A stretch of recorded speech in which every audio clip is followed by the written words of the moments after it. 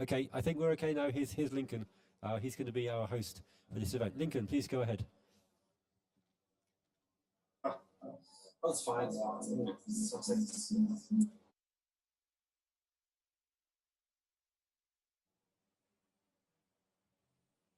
Lincoln, can you hear us?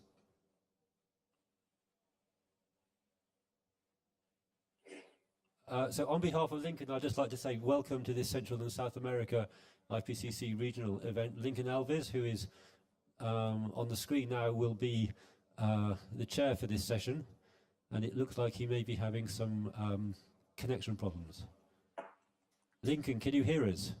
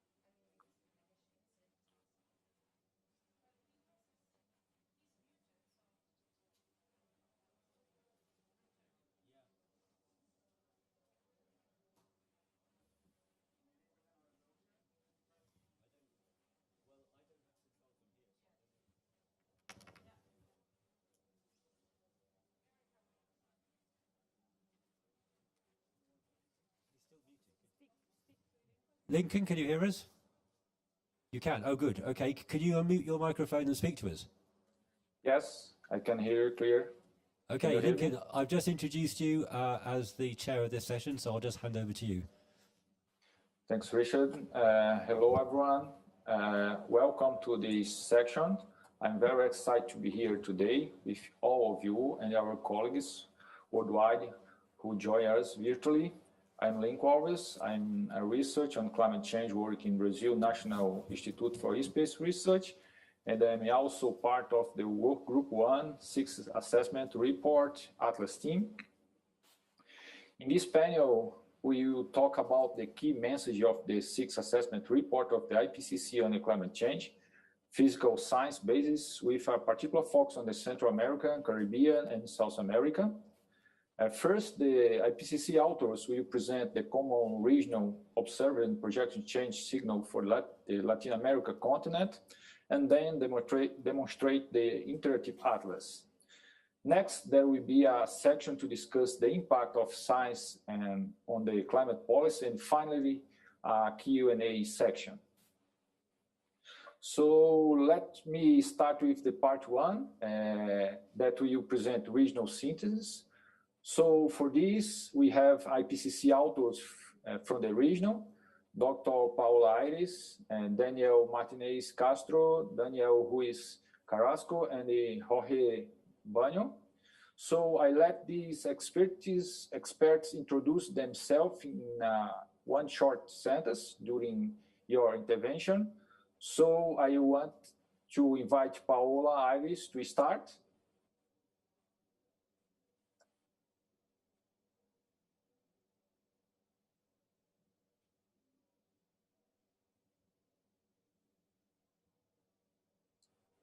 Paola, I cannot hear you. You're muted, Paola. Sorry. Hi, my name is Paola Arias. I am from Colombia, and I was involved in Chapter 8, water cycle changes. So today I'm going to talk a little bit about the main results for the South American continent that are discussed in this climate report. So the first thing that I want to mention is that this report brings us important evidence that climate change is already affecting every region in the Earth, but particularly for South America, we have particular changes that I want to show today, and they are very different across the different sub-regions in South America. This report, as you may know, brings us a lot of information for regional climate, important to assess decision-making in regional terms in the different continents. And for this purpose, we use these regions, particularly for South America. We have these 7 regions. If you compare to the R5 report, you can see that we had only 4 regions in the previous report, but now we have more regions that have more consistency in terms of climate and regional features. But also something what we did was to show some of the information in terms of hexagons. As you can see here, the continents are very similar to these regions that we have, and I'm going to focus only in South America just to show the main aspects that this report brings. So let's talk about extreme events in South America. We are seeing here how observed changes in hot extremes have been changing around the world. If you see a red hexagon, it means that we are observing increases in frequency and intensity in hot extremes across almost all South America. And also you are seeing some dots, 2 or 3 dots. It means that we have medium or high confidence in the human contribution to this change. So we can see that the hot extremes in South America are generally increasing in intensity and frequency. But when we go to the extremes in precipitation, this is heavy precipitation that is related to extremes in maximum precipitation. You can see that there is only one hexagon representing southeastern South America. This is more like Argentina, Uruguay region, where we have a green color. It means that we have medium to high confidence in the increase in heavy precipitation here.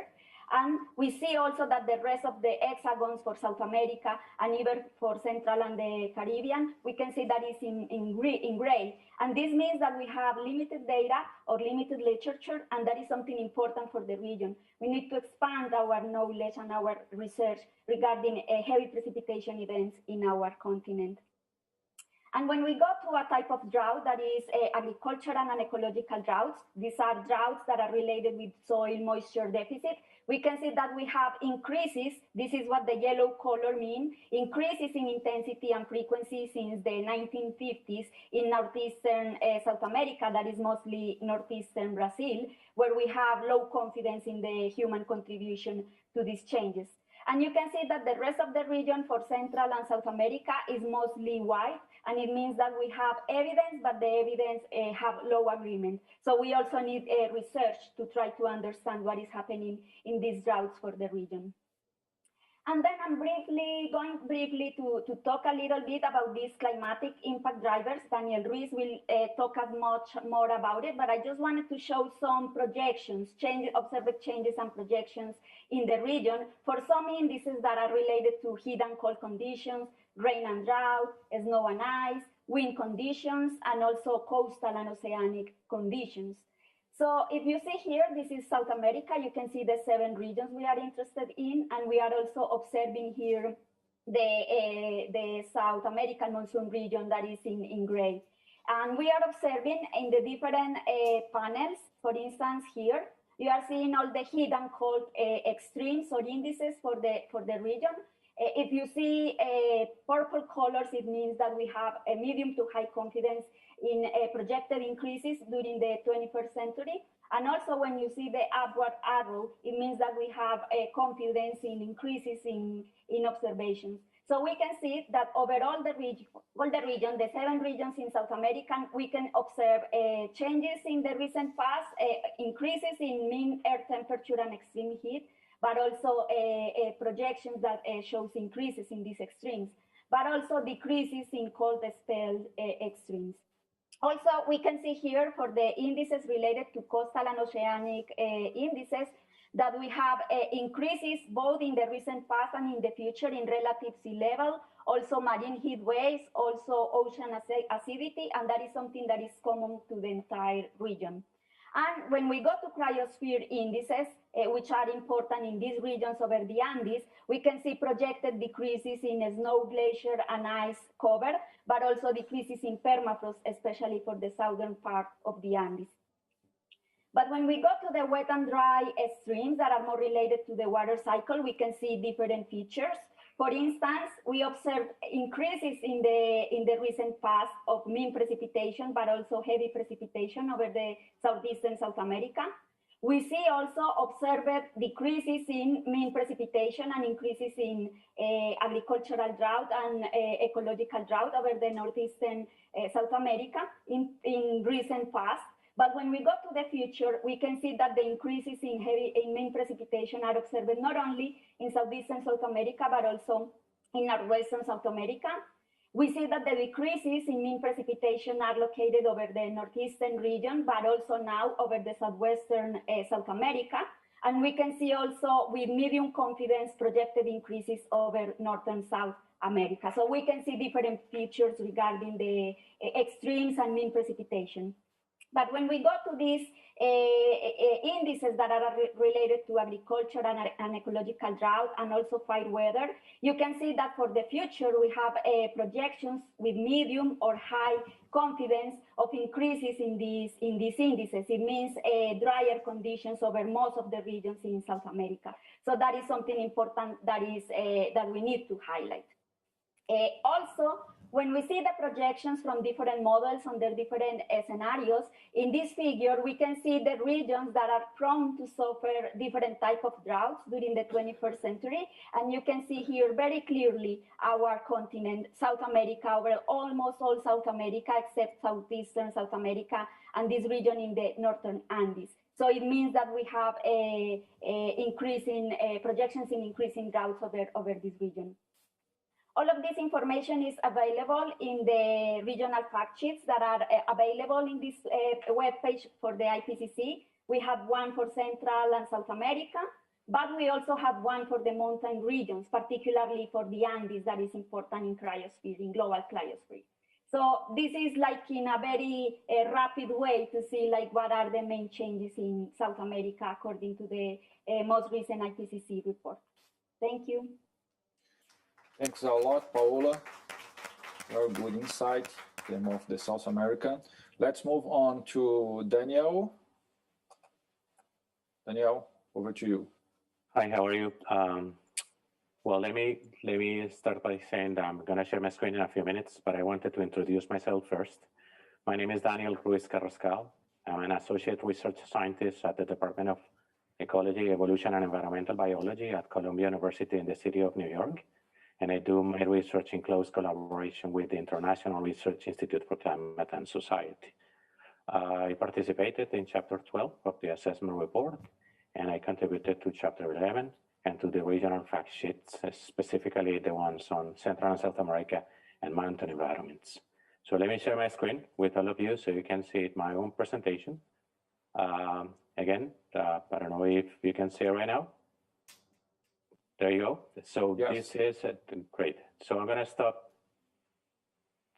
Hold on one second. There you go.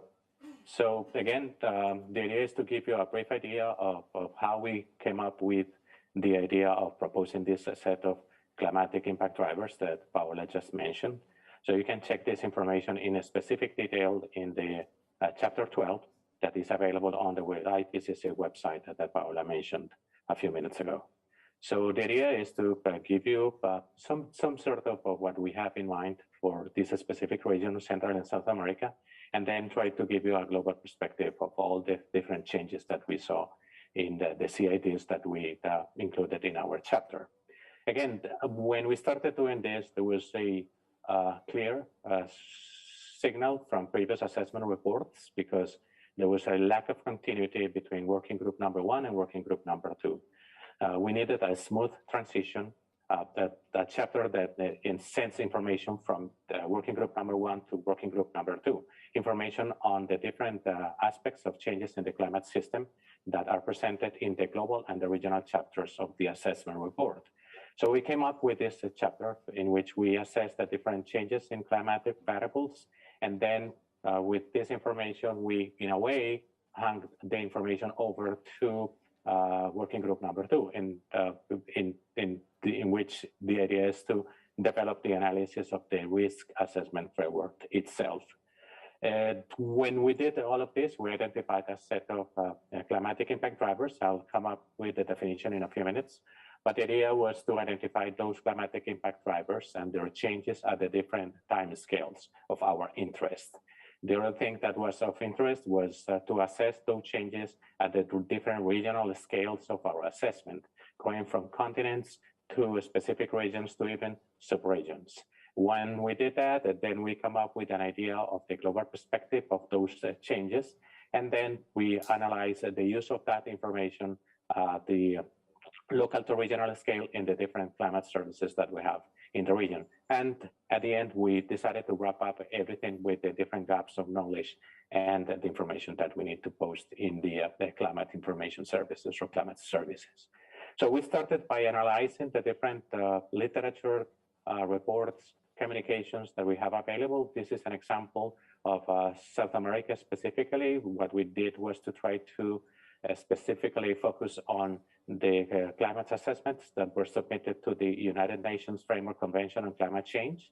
And in those assessments, we identified the different climate sensitive sectors. This is again from the previous assessment report. This information will be available in a few months when the second part or the report from the second group will become available. So this is the information, as you can notice in this simple sketch. 5 sectors or climate sensitive sectors are of primary concern for the 12 South American countries that we studied in our assessment. They include water supply, coastal areas, agriculture, biodiversity, and human health, which are highlighted with the black solid lines in this specific sketch. So the idea was to identify which are the climatic conditions that drive impacts in those specific climate sectors. We repeated this analysis for many different regions of the world, and then we had the idea of combining all the different CADs with the information that is going to be presented in the assessment report of the working group number 2. Specifically, the idea was to identify the key variables that driving those impacts in the different sectors of interest in the working group number 2.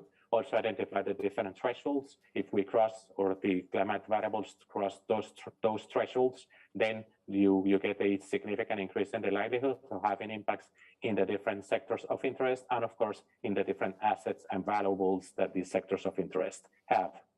This is an example for one of the sectors of interest. This is just human health. It's just a sketch in which we try to present the different impacts of climate variability, climate change, and climate extremes on human health. As you can see in the sketch, they are organized into different components or categories. The first group of impacts are those that are direct impacts. They are driven by specifically changes in thermal stress, but we also have secondary impacts or cascading impacts, physically mediated indirect impacts, and ecologically mediated impacts, as you can see in the sketch. So let me focus on a couple of them. I'm going to try to focus on specifically thermal stress that, as you can see in the screen, can lead to changes in the morbidity and mortality profiles of many illnesses, such as cardiovascular and cardiopulmonary affections in the illnesses in the populations at risk. So the other thing that is of our interest, or at least for this example, is the potential changes in the incidence and the geographic distribution of vector-borne diseases, such as malaria, dengue fever, yellow fever, diseases that are of primary concern for many different authorities.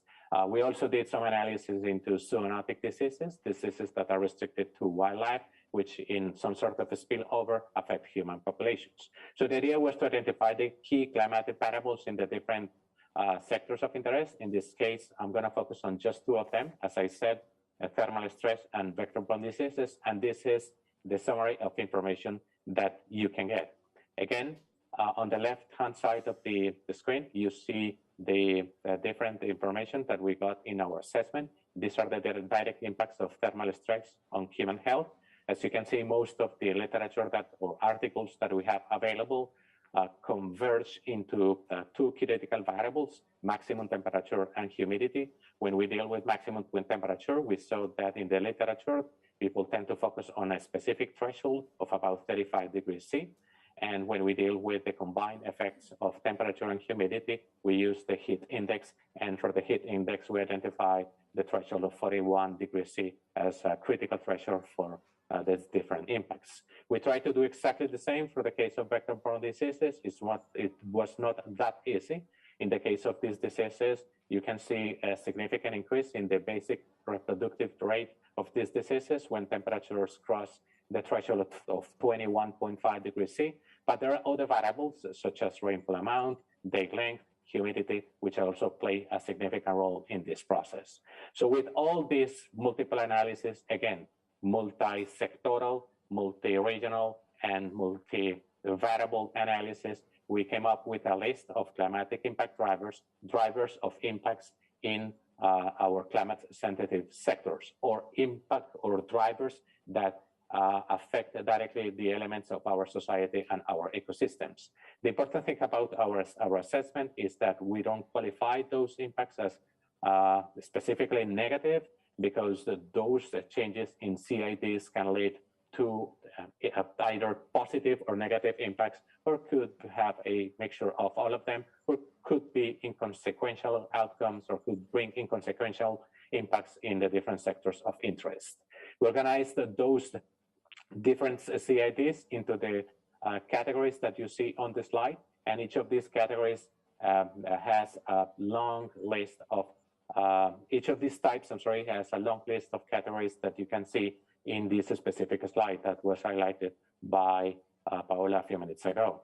This is important because we know that these multiple climatic impact drivers could have important changes in all the regions of the world. So it's not restricted to specific regions, it's affecting many different inhabited regions of our planet and many different ocean basins, as you can imagine. So what we did was to then cross this list of CID with the most important assets and variables of the sectors of interest. And then we highlighted which variables, which CIDs could be affecting the different assets of the different sectors of interest. As you can see highlighted in this table with the solid gray boxes that you see right there. The other important thing is that all this information is now presented in a very interesting, powerful interface. It's a graphical interface that we call interactive atlas. The information can be presented at different spatial and temporal scales for different time slices and for different socioeconomic pathways. This is the example for the two indices of interest for thermal stress in the top panels of the figure of the screen, and for a humidity index or heat index at the very bottom. So you have the information for, again, the global scale for two time slices of interest, the two prospective periods into the future, and for the different shared socioeconomic pathways. The important information is that all these projected changes in selected climatic impact drivers should be informing many decision-making processes at the scale that decision-making is taking place in the different regions of our planet. This is the example of two of the CIDs that were not mentioned by Paola. On the left, you have changes in the return, the 100-year return period, extreme discharge events in watersheds in our continent for the RCP 8.5 and by mid of this century. And on the right-hand side, you have changes in the shoreline position by the end of this century for the RCP 8.5. So all this information is synthesized in a very simple way. We present the information using icons, using graphical displays, and this information can be visited and revisited anytime you want in the information that we have available. In this case, as you can see, we highlighted the most important changes in CID for the different regions and subregions of Central and South America. And with all of this, we just want to invite you to be part of these initiatives, to try to check the information that we have in the IPCC assessment report. Even the full report is easily digestible, and you can check the regional assessments, the regional fact sheets, and of course, the information that we have available in the different profiles, media, public profiles that you have available on this screen. Thank you very much, and I'll stop sharing my screen. Thanks a lot, Daniel, for bringing and highlight the CIDs. That definitely is very important mainly because direct affect the elements of the society and the ecosystem. Unfortunately, we have problem with our colleague Daniel Martinez from Peru. He still try to connect, but so in that case, let's move to you are here. Oh, great. Great, Daniel. The advice of Paula. Oh, great. Thanks a lot. So the floor is yours. Can you share your screen, please? Oh, okay.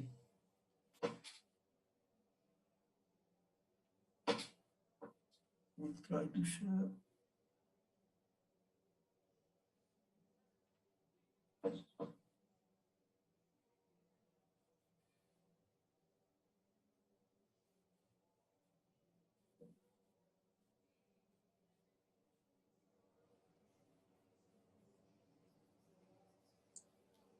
I cannot see your slides. No, I'm trying.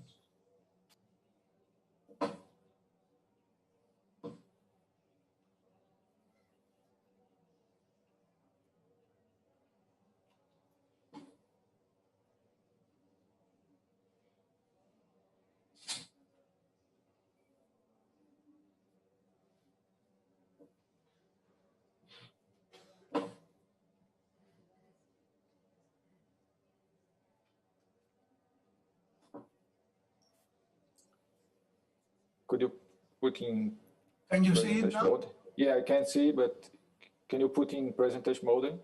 Yeah, yes, yes, okay.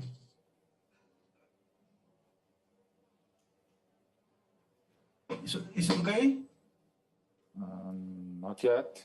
Can you see it? Yeah, yes, great. Go ahead. Thank you. Okay, okay. Okay, after all this trouble.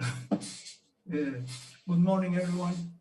Then I will give you a short summary about the regional climate state in Central America and the Caribbean, and particularly the projections from the sixth assessment. Okay, this is our domain with the three regions defining the Central America, the Central American sub-region. I will focus in the southern Central America and Caribbean regions, as Mexico is treated by the North American group more. Anyway, I will begin by showing the common changes in the region. Okay, we have here the average temperature and extreme high temperature are projected to continue to increase in the region. This will be similar to the global mean change in Central America, but less than the global mean in the Caribbean. It means that in the Caribbean, we will have a little less increase in global change than in the rest of the world. And we have also that the relative sea level rise is projected to increase along most coasts in the region, in the two sub-regions, and marine heat waves and oceans acidification will increase further with 1.5 degrees Celsius of global warming with high confidence, and with large increases at 2 degrees Celsius and higher or higher. On the other hand, tropical cyclones are projected to become more extreme, but less frequent, and this is only of medium confidence.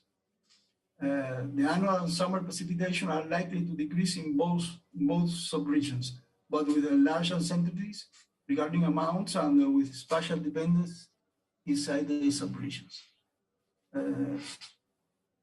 Observed increase in droughts will continue in the future. Then as we see, we have the common changes in the region are characterized mainly by less increasing in temperature, like everywhere else in the world, but with more increase in Central America as itself. We will have less precipitation in general and drought also.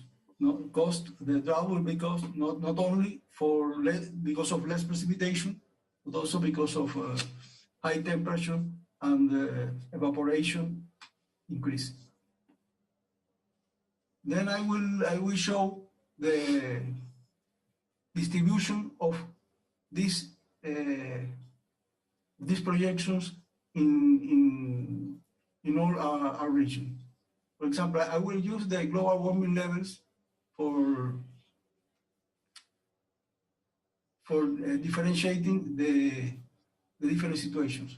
For example, when we will reach 1.5 warming level, then in the dry season in the region, this will be the distribution of the increase of temperature. As we see in the land region, in the land we will have more increase of temperature than in the more intense warming than in the ocean.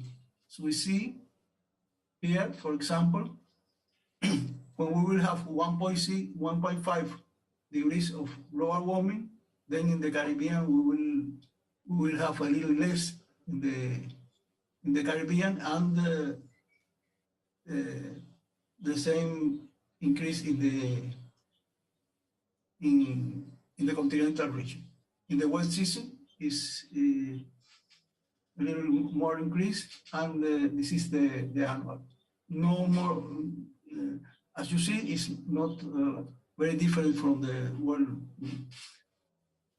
With 2 degrees Celsius, we have more increase of temperature, more warming, and in the case of 4 degrees, we will have this a great increase, greater than 4 degrees in the continent, and little less in the Caribbean too.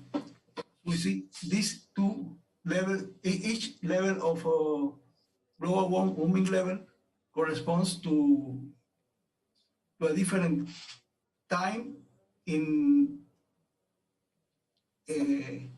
the different scenarios. For example, in the optimistic scenarios, this will occur by the end of the century. In the case of 2 degrees, it will occur in one of the optimistic scenarios. It will occur by the end of the century, and in this case of warming level of 4 degrees will occur only in case of the most pessimistic scenarios. Then the change in total precipitation is more complex in the region, as we see that with 1.5 global warming, we see that in the Eastern Caribbean, southeastern Caribbean, we can see even at this optimistic scenario, significant drought here in this part. As you see, in this case, this case is different than the temperature, as you see hatching in the maps. This means that when the hatching is present, this means that the change is not significant at 95% to level. But anyway, we see here that in the Caribbean, in this part of the Caribbean, for example, in the dry season, we don't see this trend to decrease of precipitation. But in the wet season, the trend is in all the Caribbean. In the annual case, we see that the trend is also concentrated in this part of the Caribbean, and this southern part of South Central America also. When with 2 degrees, the effect is more intense in general, but the trend is the same. And as we see, we have with 2 degrees, the decreasing precipitation trend is significant in most of the eastern and southern Caribbean and in Central America, and in the annual case too, but not in the dry season. And with 4 degrees, that is the worst scenario will occur at the end of the century. We see that the effect in the dry season of increase of precipitation is more intense, and the drought effect, it means the effect of decrease of precipitation is also very, very intense. The seasonality of this effect can be noticed by these precipitation anomalies, seasonal stripes. In the Caribbean, you see that the decrease of precipitation, the monthly precipitation anomalies you see here is from February to December. Then the climate change signal is concentrated in the summer months. It means in the wet season in the region. But in Southern Central America, it's distributed all over practically all over the region. But in both cases, in the months of October, November, we will see an increase of precipitation. Then, regarding streams, we can see that we will look at the maximum 5-day precipitation and the consecutive dry days index. Then in the dry season, we see that this maximum 5-day precipitation will increase with warming level. Daniel, sorry, 1 minute, please. Okay, I'm finished. Will increase with warming level. In the wet season, we see that anyway, even this maximum index we notice that will not increase so much in the case of the forests. Then the consecutive dry days will increase proportionally to the warming level. Will be practically catastrophic here in this in the southeastern Caribbean in the case of 4 degrees warming level. Then thank you very much. Thanks a lot, Daniel. Sorry to interrupt you, but we are run later. So I immediately move to Jorge to present and demonstrate the interactive atlas. Jorge, over to you.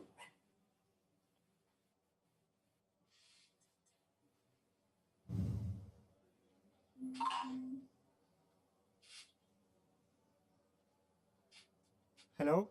Hello? Do you hear me? I don't think it's... Yes. Is it...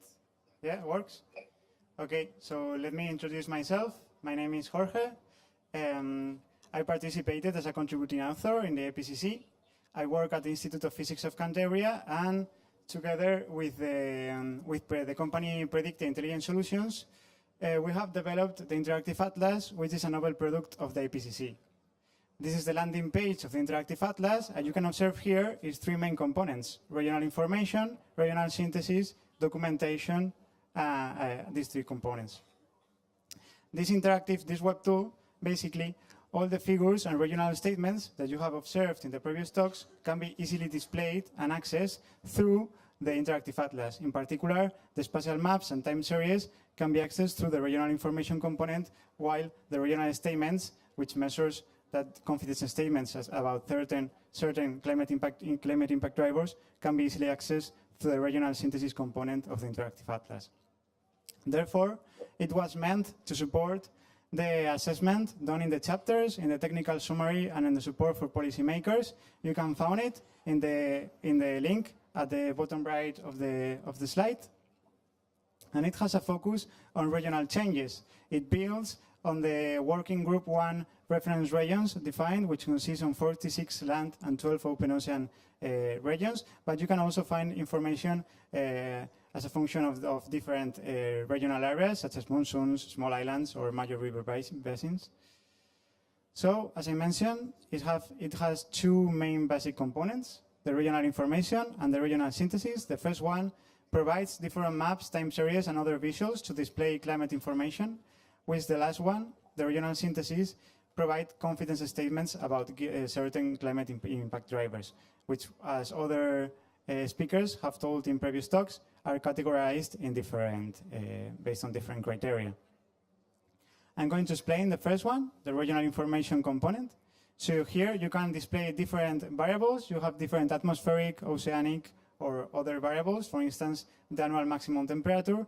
And you can display this information for different global and regional climate simulations, but you can also display information for different observational datasets across the entire world. It has two different interfaces, a simple one, which is intended to be used by media, teaching. And here you can display information for the variables based on different global warming levels in the form of spatial maps, time series, but also tabular information. You have a more sophisticated advanced interface, which is meant to be used by scientists and practitioners, and that, in addition to the global warming levels, it permits you to display these climate variables as a function of different emission scenarios for different periods and relative to different baselines. The second component, the regional synthesis, explores these confidence statements of different climate impact drivers. Here, at the bottom left of your figure, you have a spatial map that can be obtained with interactive atlas for the fire weather. The different tones of purple measures the different degrees of confidence that we may have in the changes of this climate impact driver. But we have here the full list that can be displayed in the interactive atlas. Okay, so now this was a brief overview of in what consists the components. Now let's dive a little bit through the interactive tool. We start with the regional synthesis, and this is a typical view that you can obtain if we click here in the regional synthesis component of the landing page of the interactive atlas. If you click there, you can obtain this type of view. So on the left, you would observe three different tabs on the top, the map, regions, and combinations. So in this particular case, we are in the map view, and here we can choose different climate impact drivers. You see here the full list.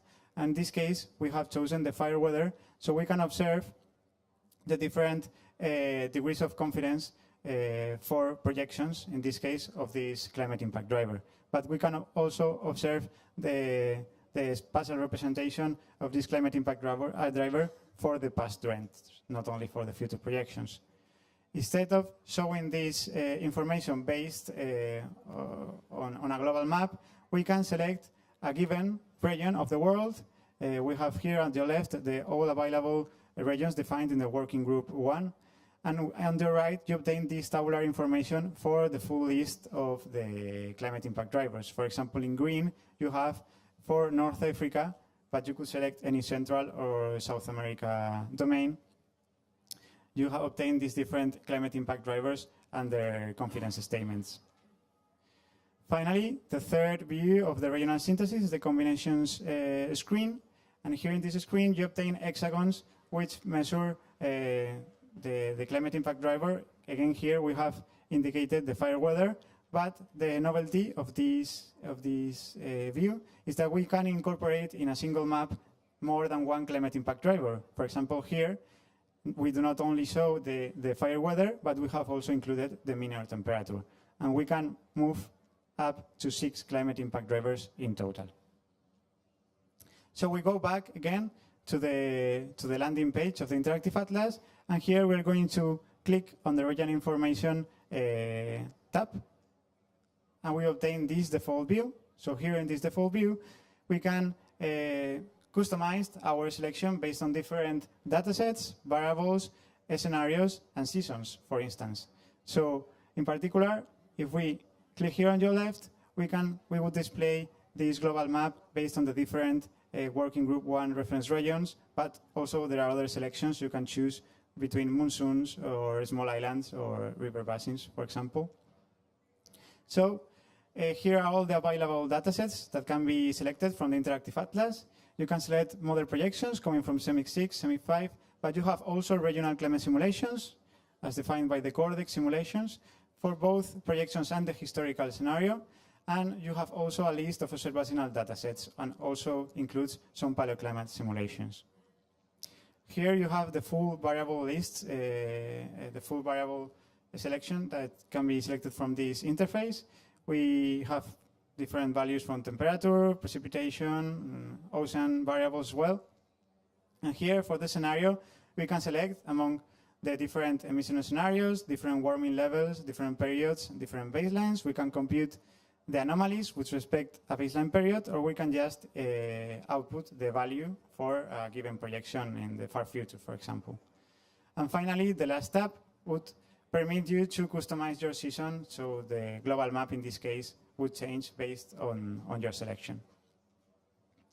If we click in a particular region, in this case we have selected the Mediterranean defined region, we can obtain particular regional information based on different ways to display this information. In this particular case, we are showing the time series up to the 2100 year for the mean temperature for a warming level of 2 degrees. But we can also display regional information for the Mediterranean, for the annual cycle. Also, we can obtain a table summary, which indicates different values for different warming levels, for instance. And finally, we can obtain very easily the seasonal stripes for this region. I insist, this is not exclusive for the Mediterranean. You can select any region around the world, and you can obtain this type of information. In particular, for these seasonal stripes, what we observe is the seasonal projection along the 21st century, and we clearly observe a warming toward the end of the century, especially for the summer months. This information can be displayed only for land or only for mountain. It allows for to mask this kind of information, and you can easily export this seasonal stripe, for example, in this case, as PDF file. And if you want to download the global map that you have behind the stripes, then you will click that on your right where you have the cursor, and you can download the map as a GeoTIFF file or as an ECDF, so you can work in every environment you're interested in. So just as an illustration, let's click on the variable tab, and let's change to total precipitation instead of mean temperature, and then we will have the map for precipitation instead. A very interesting tool of the Interactive Atlas is that we can easily compare two different warming levels, to different climate simulations, or two different variables. If we click there on your right in the tab which says duplicate map. By this way, we obtain two different maps on your left and your right. In this case, we have the same variable and same everything, but we can change one of them. For example, in this case, we have changed the one on the right, and we have selected the Cordex simulations for South America.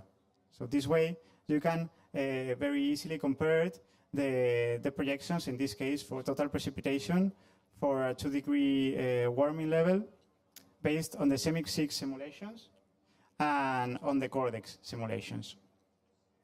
But you cannot also compare different global and regional climate simulations, but you can also compare what would happen under different warming levels. So in this case, we click on that tab, and we select the warming of 4 degrees, and we can easily observe how, for the CEMIC 6 simulation, how the world would be affected based on a warming level of 2 degrees and on a warming level of 4 degrees.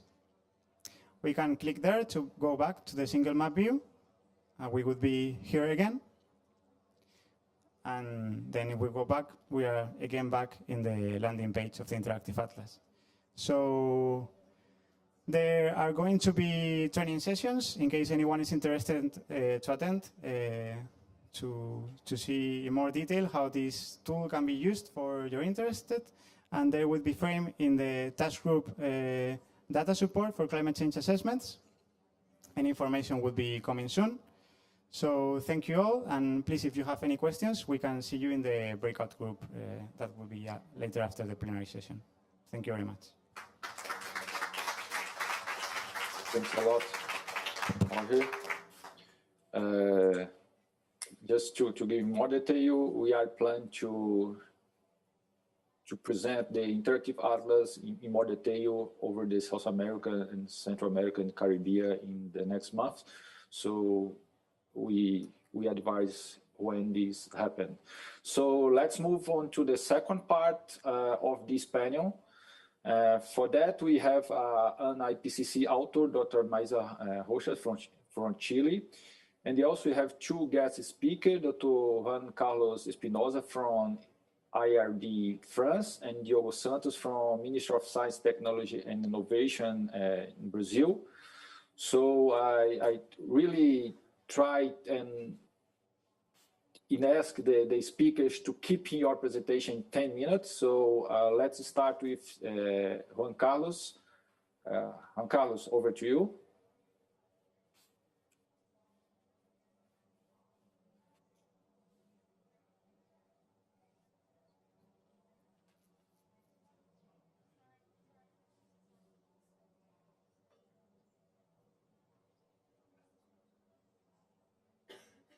Can you hear me, Lincoln? Yeah. Okay. Yes, I can. Share my screen. Okay, so thank you very much. I am Giancarlo Espinosa. I am a scientist, a Peruvian scientist working at IRD in France. I am working about climate variability and extreme events in tropical South America, mainly in Amazon and tropical Andes. And also I work about the interaction between land surface and atmosphere. So in this presentation, I will show you a general view about the water cycle in the Amazon region facing climate change and deforestation. So Amazon River Basin is the world's largest tropical rainforest. This ecosystem of around 7 million of square kilometers is a unique, extraordinary and irreplaceable biodiversity shaped by a coupled dynamics between the Andean Cordillera and the Amazon lowland. Indeed, over the Amazon basin, we found more than 2,000 species of fish, which is more than can be found in the entire Atlantic Ocean, and more than 10% of the known plant and animal species coexist there. In addition, Amazon rainforest is a buffer against climate change. It stores around 130 billion metric tons of carbon, which is equivalent of almost a decade of global emission of carbon. The Amazon River Basin is also one of the most critical elements of the Earth climate system. Indeed, the Amazon River supply around 20% of the total freshwater discharge to the global oceans, including sediments and nutrients that come mostly from the Andean Cordillera. In addition, up to 50% of the Amazon precipitation is locally recycled by means of the evapotranspiration of the tropical rainforest. This process sustains a high flow of moisture in the atmosphere known as aerial rivers. Aerial rivers are a critical source of energy and atmosphere and exert a strong influence on the Andean hydroclimate and also on the large-scale atmospheric circulation patterns, for instance, in Walker and Hadley circulation. So the Amazon rainforest provide key conditions for global energy and water balance and for the global climate equilibrium. Recently, different studies have documented an intensification in the hydrological cycle in Amazonia. In this figure, we observe the evolution of the water levels in the Amazon main stream at Manaus station in Brazil, where information is available since the beginning of the 20th century. In this study, for instance, we have documented an intensification in the extreme floods in Amazonia that are observed in blue points on this figure. Indeed, during the first half of the 20th century, we observed around one extreme flood every 20 years, and since the beginning of the 21st century, we observe around one extreme flood every 4 years. Regarding extreme drought, we also observe an intensification in its frequency, and different studies have documented and significant reduction of water level during the low water season in the Amazon mainstem, mainly since the 70s. So different studies have documented an intensification in the frequency of extreme hydrological events in the central Amazon, including the historical events. For instance, the historical drought was observed in 2010, while the historical record flood has been recently observed in June 2021. So this intensification in the hydrological regime in Amazonia has been associated with regional changes of precipitation over the basin. In this figure, for instance, we observe trend analysis of precipitation. Blue colors correspond to regions characterized by a significant increase of precipitation, which is mainly observed in the north part of the Amazon basin, and particularly over November and May season, which is the wet season in Amazonia. On the contrary, red colors correspond to regions characterized by significant decrease in precipitation, which is mainly observed in the southern part of the basin, and particularly during August and November, which correspond to the dry season in southern Amazon. This regional pattern in rainfall evolution is also detected when we analyze the evolution in discharge in the main Amazonian subbasins. For instance, in blue color, we observe an increase in discharge in the main subbasins in the north part of the basin, while in red color, we observe a significant decrease of discharge mainly in the southern and southwestern part of the Amazon basin. So this intensification in the extreme hydrological events in Amazonia is mainly associated with these north and south contrasted changes in precipitation. In addition to changes in the hydrological regime, Amazonia is also characterized by a warming trend. In this figure, we observe the evolution of air temperature in Amazonia since the beginning of the 80s to the present. Black line corresponds to the mean annual values. Blue line corresponds for the wet season, and in red line, we observe the evolution of air temperatures for the dry season in southern Amazonia. So we can see that this warming trend is most intense for the dry season, and it reached 0.36 degrees by decade. So in addition to climate change recently observed in Amazonia, this region is also characterized by an intense process of land use changes, including deforestation. At around 20% of the total Amazon surface has been already deforested, and particularly in the central and south part of the Amazon basin in the known arc of deforestation region. So to summarize, significant environmental changes are recently documented in southern Amazonia, including increasing the duration of the dry season and diminution of precipitation, and also an increase in temperature, mainly during the dry season, and finally, an increase in the deforestation or deforested area. Deforestation in Amazonia, unfortunately, is expected to continue in the next future, in the near future, as observed in this business as usual scenario, and mainly in the central and south part of the Amazonia, as observed in this figure. So due to climate change and deforestation, the scientific community consider today the Amazon rainforest as a biophysical system in transition, and a tipping point of the Amazon rainforest is a real possibility. The big question is how soon that may happen. Under this context, the scientific community, particularly the hydroclimatic community, are particularly interested in better understand how global warming and regional modification of land cover could affect the regional and global water cycle, particularly in South America, tropical South America, and of course, including the tropical Andes. For instance, in this recent study, we analyzed the deforestation impacts on the Amazon Andes hydroclimatic connectivity. For this, we analyzed high-resolution regional climate models for tropical South America, with a particular emphasis on the Andes-Amazon transition zone. We analyzed the climate sensitivity to different land use scenarios in Amazonia, for instance, and a scenario where the Amazon basin is not deforested, and a scenario of deforestation in Amazonia following this business as usual scenario. Our result shows that deforestation induces significant changes in the main state of the atmospheric circulation in tropical South America. For instance, due to deforestation, we observe a reduction in the moisture transport from the Atlantic Ocean to the continent. And regarding precipitation, we observe that deforestation induces a reduction in precipitation in the central and southern part of the Amazon basin, where deforestation is observed, but we also observe remote impacts. For instance, a reduction in precipitation in tropical Andes is also observed due to deforestation in central Amazon, particularly in Peruvian and Bolivian Andes. So the results show that deforestation induces both local and regional impacts due to changes in the main state of the atmospheric circulation in tropical South America. So most of the results shown in this presentation as part of the key message included in the executive summary of the first assessment report of the Science Panel for the Amazon that I was also an author.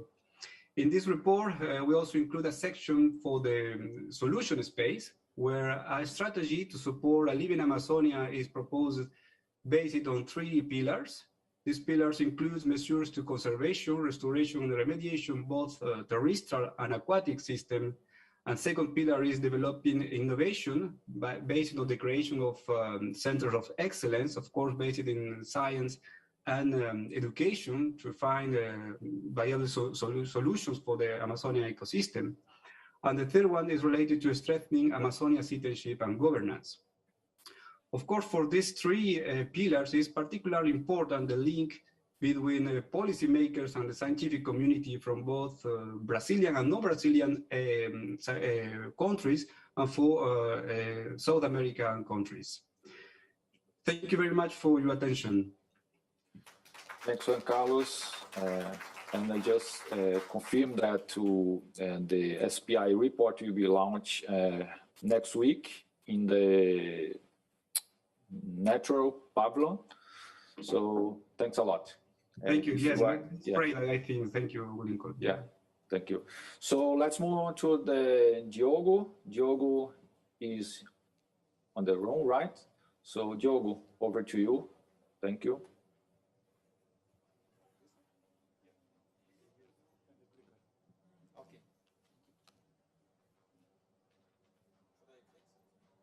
Hello. Okay. Move to here. Well, it's good to be in presence here. It feels more like a talk. And well, as we have little time, I'll go straight to the issue. The idea here is to bring an example of how we've been using climate information in Brazil to subsidy decision making.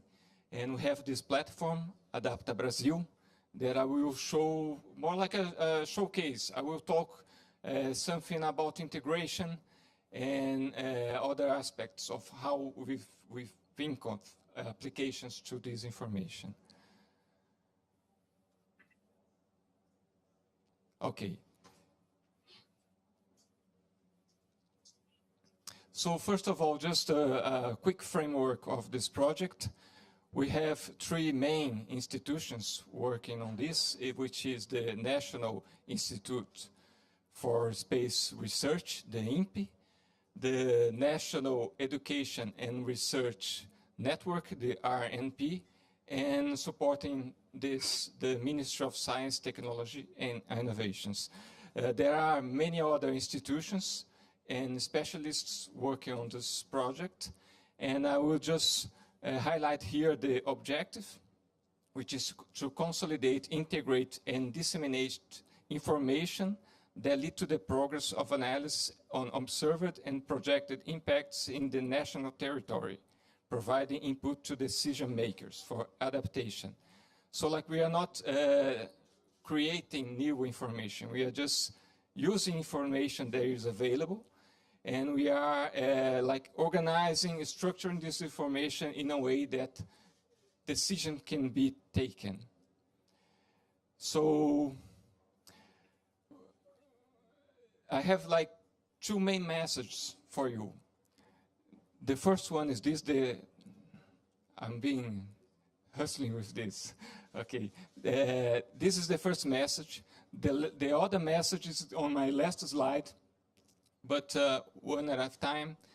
The first thing, adaptation, as you all know, is a cross-cutting issue, and it demands more and more integrated approaches on decision-making, on how we not only among sectors, but among regions, among scales, like you have the local and you have the regional and the national, and there are different actions that need to be pursued in different levels, so we have more effectiveness on adaptation.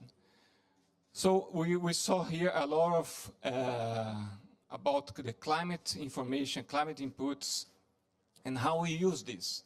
So as we want more integrated approaches for adaptation, it's interesting that we move on with the information also. So we need more integrated information as well.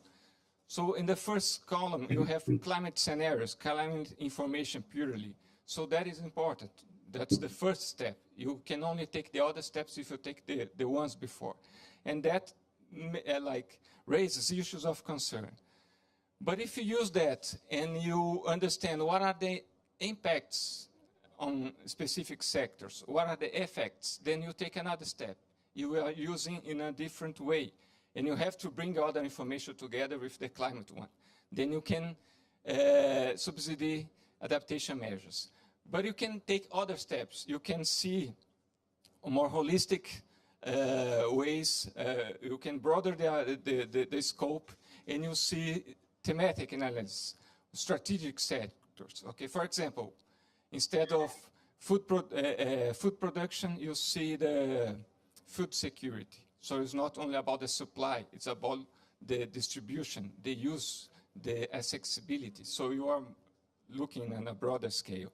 And I give an example from this figure that you can go even broader. You can have this nexus approach. The original nexus used by the World Economic Forum is mainly water, energy, and food resources. But there are other, in the literature, other approaches evolving from this. So you can have social environmental security, livelihoods, and other aspects. And I just gave an example just how you can go even beyond the thematic analysis. So the Adaptation Brazil platform is working on a range of approaches. And as an example, the themes that are already there, you can consult, are water security, energy security, and food security, where we are developing other themes to upload in the platform. And as we are talking about integration, this way of thinking is integrated with other initiatives in Brazil, as the 4th national communication that has been submitted recently from Brazil, that we use the social environmental security, food security, water and energy securities, like as cross-cutting issues, not only sector-based analysis. And then we can see synergies between the sectors, like adaptation measures in one sector that potentialize adaptation in another one, or trade-offs that demand solutions that have to be compromised.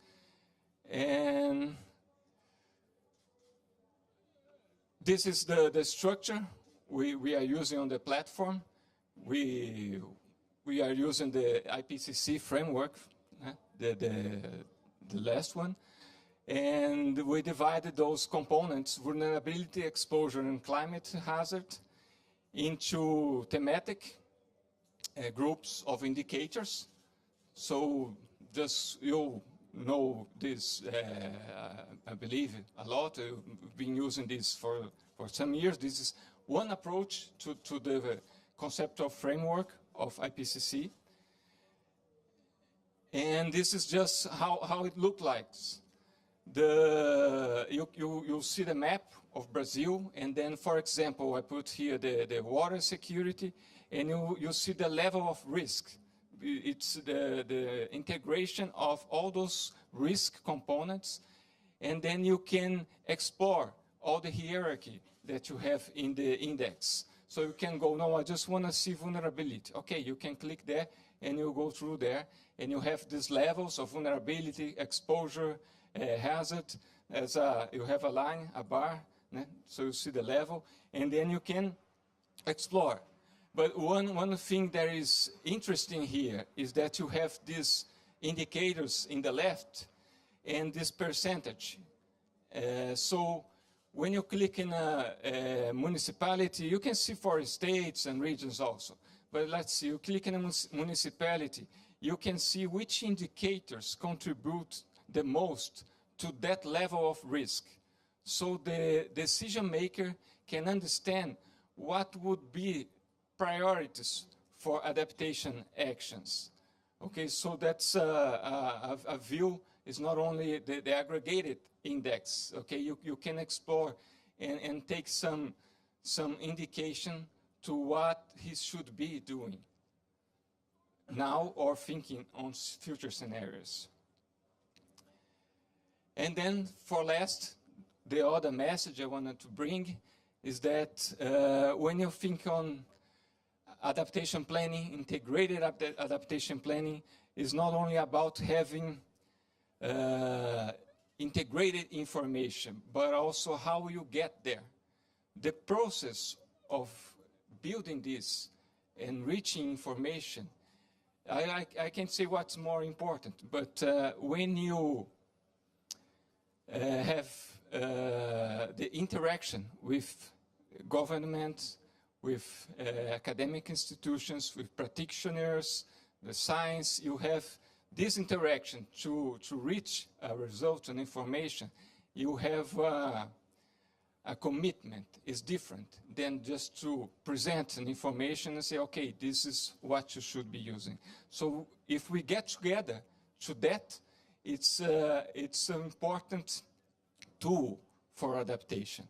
And that's why the Adapta Brazil, well, we involved more than 150 specialists, 20 institutions. But the important thing is that on that blue box there, it's a dynamic platform. As it's available, we are interacting with this information with the practitioners. So we want to know, what did they think? How did they use? What is missing? How can we improve? And then this will grow. It's an evolving instrument. Next year, the other year, we will have more things there. It will be building up. Sorry, Diogo, 1 minute, please. Yes, okay, Lincoln, thanks. This was just the last slide. And all right, if one wants to talk afterwards, I'm available. Thank you. Thanks a lot, Diogo. Sorry about that, and unfortunately we are around later. So we'll immediately move to Dr. Maísa.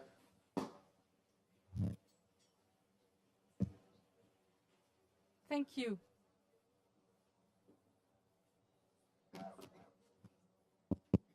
Yeah. Thank you. Well, we have been listening to loads of very interesting, on the one hand, presentations of what the IPCC report has, and also how this information or this scientific community is helping the region to use that information so that our decision makers can make informed information. And I wanted just to make two small comments here. One, and it was also said by the previous speaker, the importance of using common frameworks. One of the important characteristics of the sixth assessment cycle of the IPCC is that we have for the first time a common risk framework. A common risk framework for the three working groups so that we can speak the same language. And this risk framework that we have known for quite a few years was developed by Working Group 2, and is indeed the intersection risk is defined as the intersection between hazards, vulnerability, and exposure. And now Working Group 1 has extended this to climatic impact drivers, which in the case that the impact is negative is of course nothing else than a hazard. And so this is important that we have this common framework so that we can build into the future as well and have this common knowledge and even I'm thinking of having this common knowledge as well when we think about what we have to do here for the convention, for the Paris Agreement, how we can measure that we are advancing towards the goals of the Paris Agreement, for example. And what you see here on the screen is actually a similar exercise than the one in Brazil for Chile, where I'm from. It is an atlas of climate risks. It uses the IPCC risk framework as well. The hazard part is, of course, still CMIP5, so the older version of the models, but I hope it will be able to be updated for the new models. And it has a number of sectors, and you can also see you can see maps of hazards, of exposure, and of vulnerability, and of risk at a communal level in the case of Chile. So that's all I wanted to say. Thank you. Thanks a lot, Marisa. I just invite the speakers to turn on your camera and invite you to take the floor also. And over to our CLA Richard to moderate our Q&A section. Richard? Okay. Yeah, please. Yeah.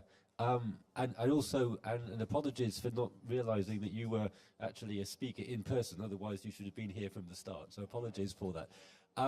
So we're just going to have, I'm afraid we only have another 7 minutes left, so we'll just use the rest of the session for some questions and responses from the panel here. So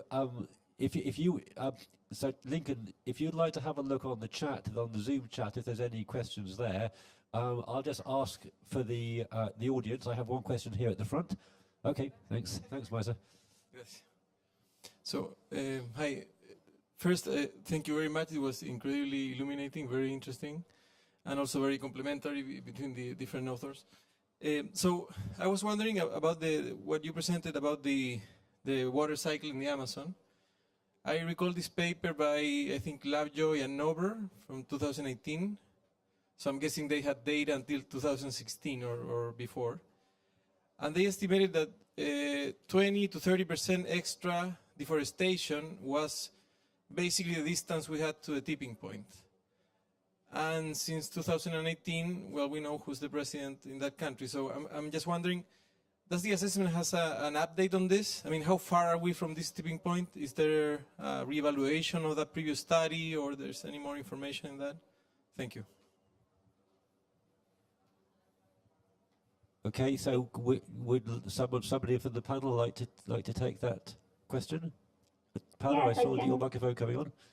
Yeah, I can start answering. Yes, this report brings also an important assessment on low likelihood, high impact events, and one of the type of things that we look is, for instance, a tipping point in the Amazon.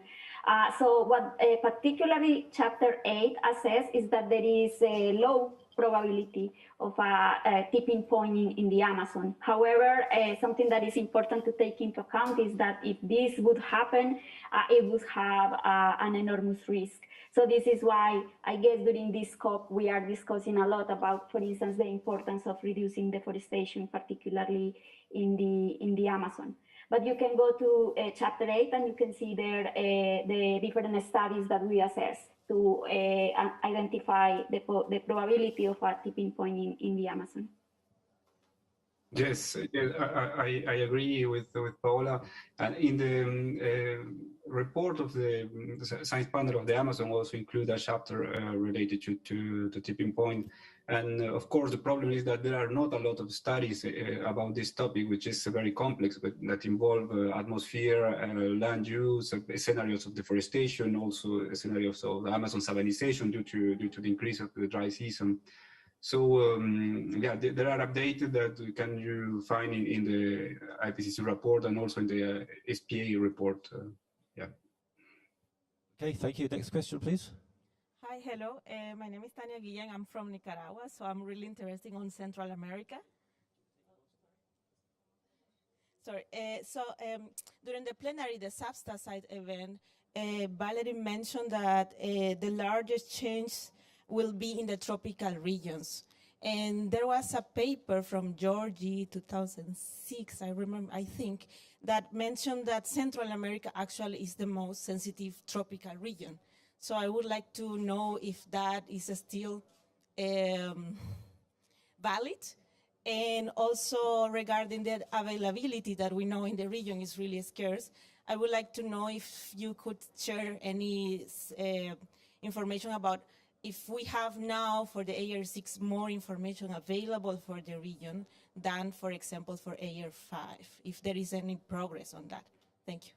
Okay, thank you. Can we take a couple of quick responses to that? Because I'm afraid we really do have to wrap up this session after the answers now. We've just got 2 minutes left. So some quick responses, please, from the panel. Daniel?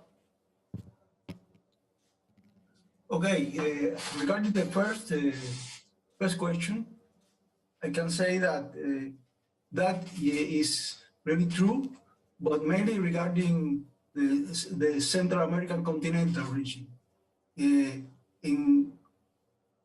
it depends also about the variable that you are referring to, because we have found that in the Caribbean, the warming is not as intense as the average in the world. It's a little less intense than the average in the world. But on the other hand, in the continental isthmus, Central America is of the same order that in the rest of the world. On the other hand, we will have raising sea level rise. We will have different variables that will be seriously affected in the future projections in Central America.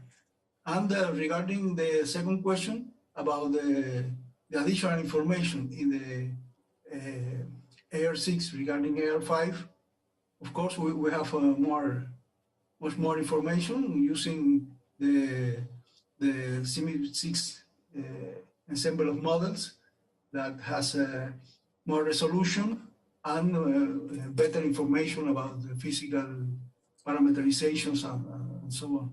Then we can say that yes, we have an improvement in the information now regarding the past assessment. Okay, thanks, Daniel. And perhaps a quick response from Paolo. I see you've been putting some things in the chat. Do you want to add anything, Paolo? I was just answering to Sergio Gomez, who was asking what are the main insights from this R6 report with respect to the R5 report. So just very quickly, I just wanted to highlight that this report brings a lot, for instance, in weather and climate extreme events. That is something that we know more, much more than in the previous version, for instance, for fire weather or for different type of drought, sea level rise, etc. And I also was highlighting that in the South American monsoon, for instance, we already know with high confidence that the monsoon is starting later during the year. That is associated with some changes that Giancarlo was mentioning. So I just was giving a brief overview of the main insights in R6 with respect to R5, sorry. Okay, okay, thank you very much, Paolo. So we have to close the questions here. I'll just hand over to Lincoln for some final words on the session. Thanks, Lincoln. Thanks a lot, Richard, for your help with us. I really enjoy all the interventions. So to close, I'd like to thank you all of the other authors and contributing authors from the South America who work on the report. Thank you very much. I want to also thank you everyone for being with us today, and a special thanks for the IPCC for making this happen. For more church content on analysis and assessment of regional change in Latin America, please do visit IPCC website. So have a good one. Take care. Thank you very much.